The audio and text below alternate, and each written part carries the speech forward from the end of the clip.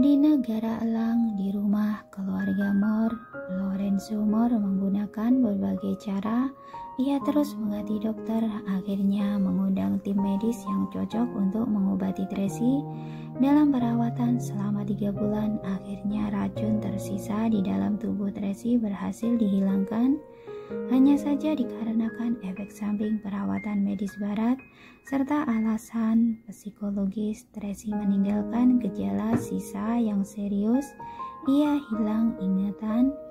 Ia lupa segala masalah yang terjadi setelah dewasa. Ia hanya ingat ayah dan bibi Juni serta kenangan masa kanak-kanak yang bahagia. Di saat bersamaan, setiap hujan badai datang, ia akan mengalami nyeri kepala yang hebat. Tetapi tidak apa, segalanya akan dimulai dari awal lagi. Lorenzo mengundang tim spesialis mengajari Tracy dari nol, menganggapnya sebagai anak kecil untuk dibimbing dari awal, memintanya belajar berbagai keterampilan, belajar mengelola bisnis, menjadikannya sebagai keluarga Moore yang sesungguhnya. 2 tahun kemudian, acara pelelangan di kota Bunaken. Setelah perkembangan selama beberapa tahun, kota Bunaken telah menjadi kota perekonomian terbesar. Setiap hektar tanah bernilai tinggi, setiap sebidang tanah telah dikembangkan. Hampir tak ada tanah tersisa yang dapat dikembangkan lagi. Hanya perairan laut selatan saja yang menjadi proyek perebutan oleh kalangan pebisnis besar di dunia. Acara pelelangan hari ini tidak hanya melelang beberapa bidang tanah saja, namun juga melelang kepemilikan perairan laut selatan. Karena ini sangat penting, banyak grup yang kemari bersaing melakukan penawaran, termasuk grup Skywheel yang ternama. Namun Daniel Wellens dari grup Skywheel telah menyembunyikan diri dalam 2 tahun belakangan. Ia hampir jarang kelihatan di acara publik. Di pelelangan ini, Winnie yang baru menjabat sebagai wakil presiden datang menemani Direktur Tony untuk berpartisipasi. Acara pelelangan ini ramai sekali, semua orang menawarkan harga dengan agresif. Perwakilan dari grup Skywheel telah datang terlambat 10 menit, tetapi meskipun begitu, mereka masih tetap menjadi pusat perhatian. Saat ini beberapa pebisnis penting sedang bersaing memberi penawaran. Perairan ini sudah ditawarkan menyentuh angka 40 triliun. Beberapa pebisnis sudah berkeringat dingin, mereka tak berani menambah penawaran lagi. Hanya seorang pebisnis baru yang bernama Presiden Henley yang menawarkan 41 triliun. Di saat ini grup Skywheel akhirnya bereaksi. Di bawah petunjuk Direktur Tony, Winnie mengangkat papan dan menyebut harga 50 triliun. Dalam seketika semua orang di tempat itu terkejut. Para pebisnis sebelumnya selalu menawarkan harga setiap lelang 1 triliun, namun Winnie langsung menyebut 50 triliun. Ini membuat orang lain sulit menawarkan harga lagi. Bagaimanapun kekayaan grup Wellens tak tertandingi. Presiden Henley itu menatap meja lelang dengan ekspresi penyesalan, lalu ia menatap orang dari grup Skywheel. Pada akhirnya dia menyerah. Ia tahu dirinya tak mampu mengalahkan grup Skywheel. 50 triliun panggilan pertama, 50 triliun panggilan kedua, 50 triliun panggilan ke 60 triliun. Tiba-tiba terdengar suara jernih yang memecahkan suasana itu. Semua orang tercengang dan menoleh memandang ke arah suara itu. 8 orang pengawal wanita bersetelan hitam berjalan masuk. Mereka berbaris rapi dalam 2 barisan membentuk sebuah jalan. Sesosok aura dingin dan menawan berjalan dengan anggun ke dalam.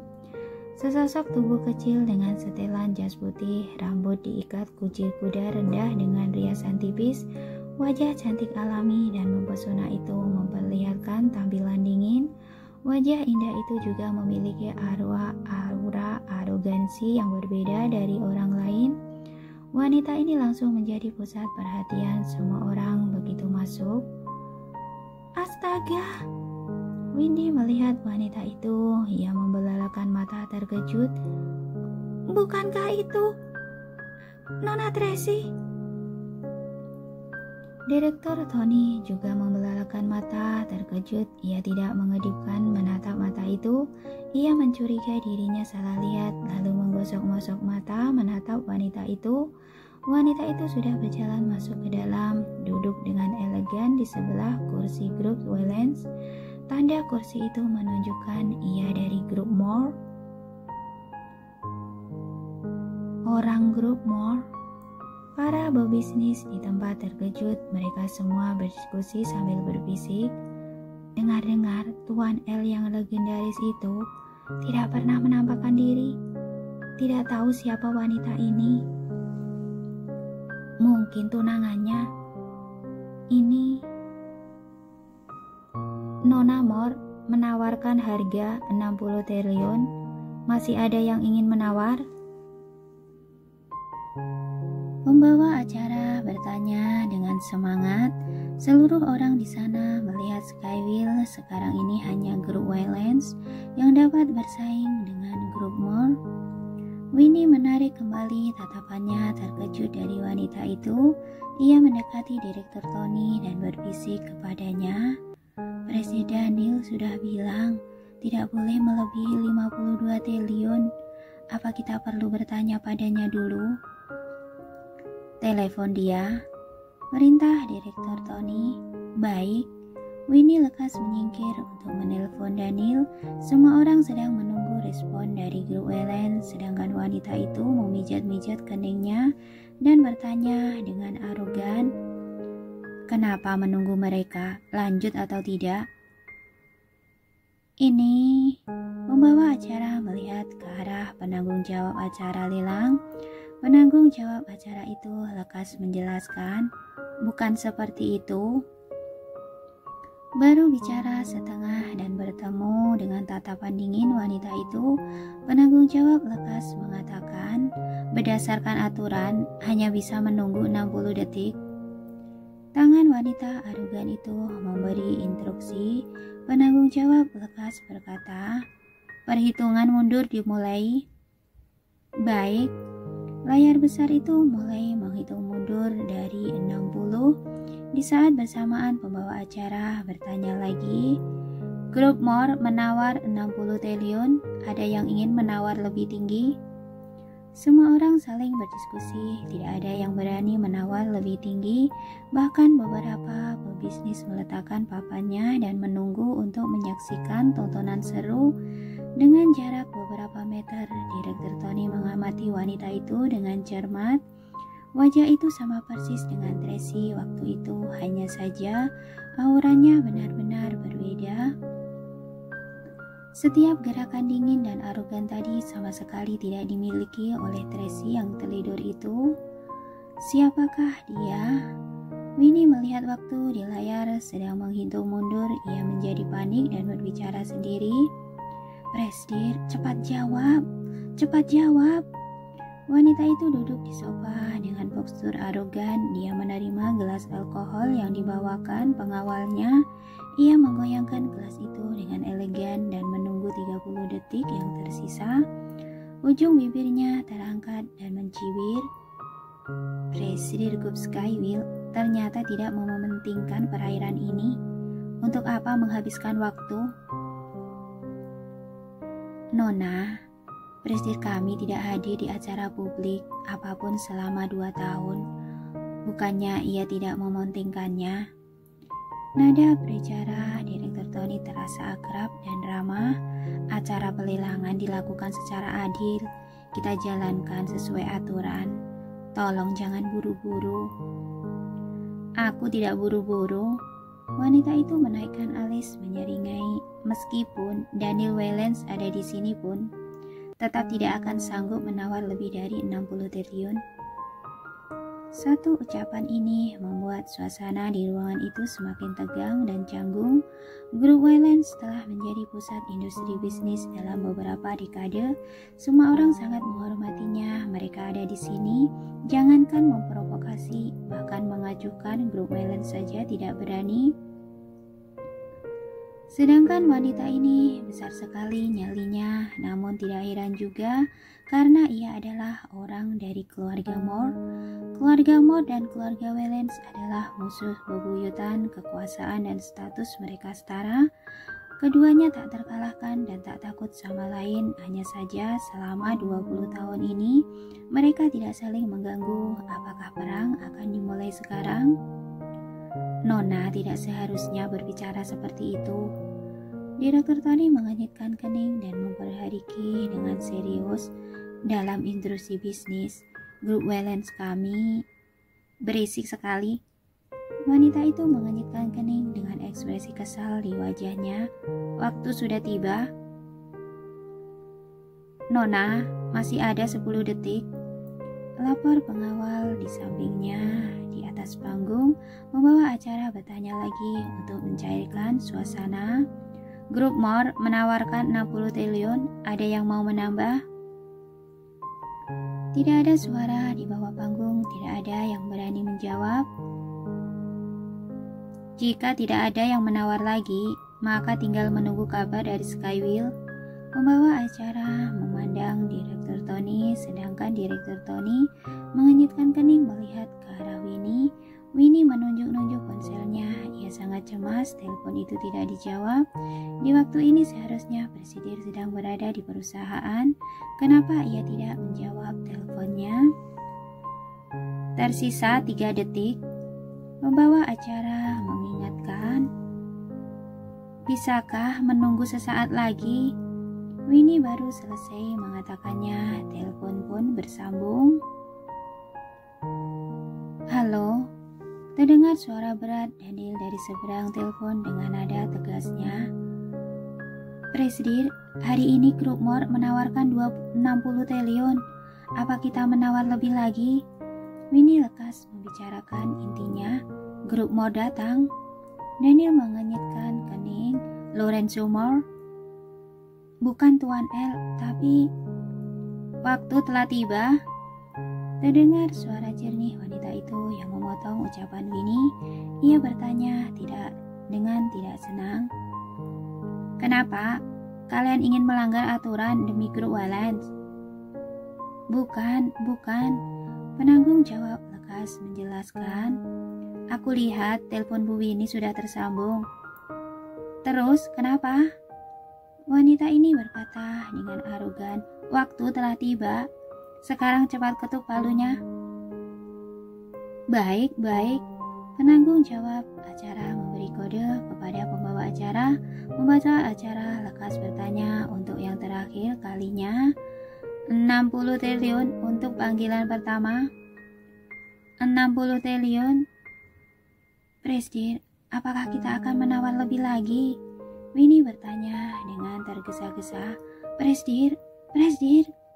Daniel yang berada di serbang telepon tertegun, kemudian ia mulai berbicara. Siapa yang berbicara tadi?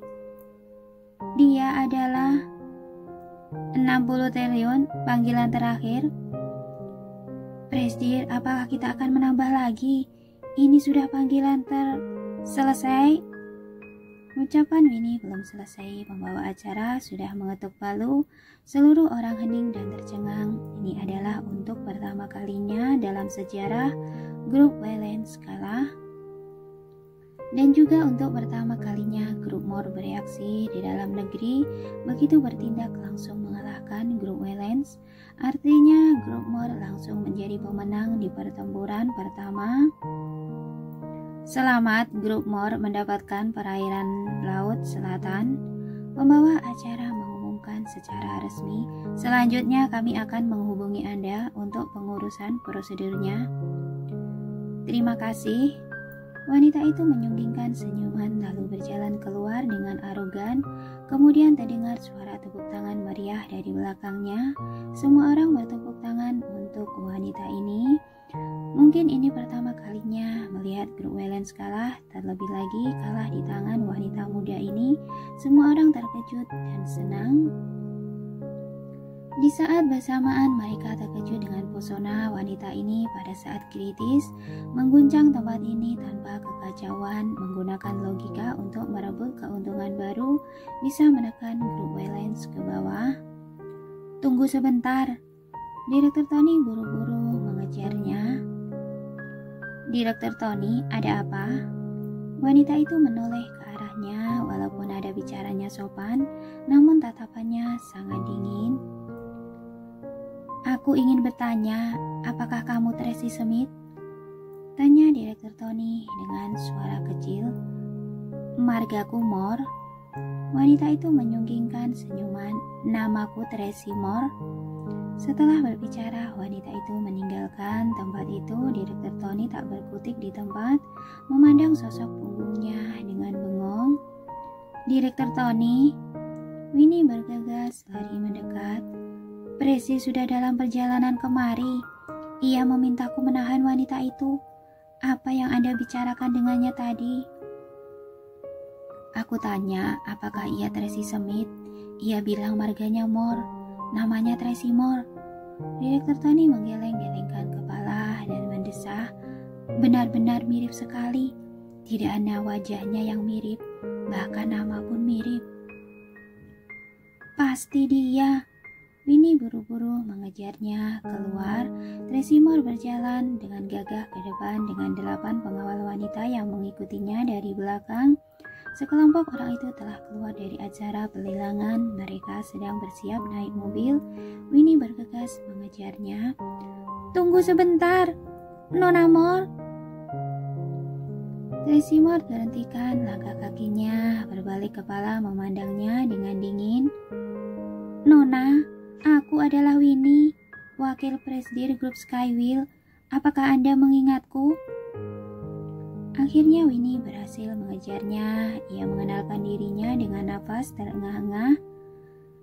Kenapa aku harus mengingatmu? Tanya Tracy dingin sambil menyeringai. Winnie tertegun lalu lekas mengubah ucapannya. Maaf, aku salah bicara. Maksudku adalah Presiden kami ingin berkenalan dengan Anda.